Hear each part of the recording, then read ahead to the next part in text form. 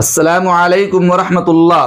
मुहतरम सामिईन व नाज़रीन, 28 मई इतवार का दिन तुर्की के बाशिंदों के लिए इंतहाई पुरमसर्रत और खुशियों से लबरेज था।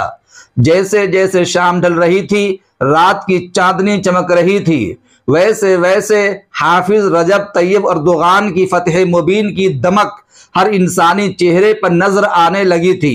और तकरीबन रात के 10 बजते बजते पूरा आलम इस्लाम और हर मुल्क का मुसलमान उस वक्त चहक चहक उठा और खुशियों से झूम उठा।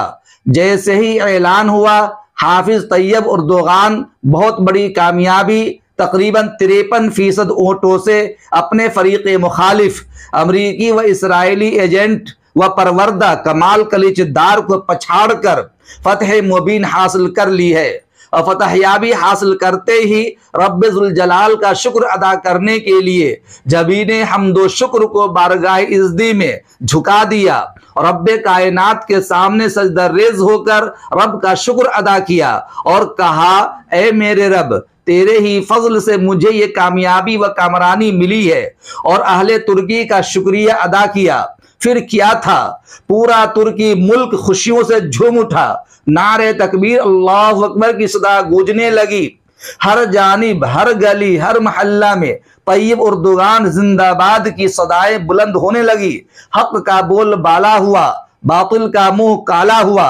इस्लाम दुश्मन जमाअतों के नापाक अज़ाइम खाक में मिल गए, इरादे फेल हो गए और तैयब अर्दोगान फिर से दोबारा तुर्किया का सदर बन गए।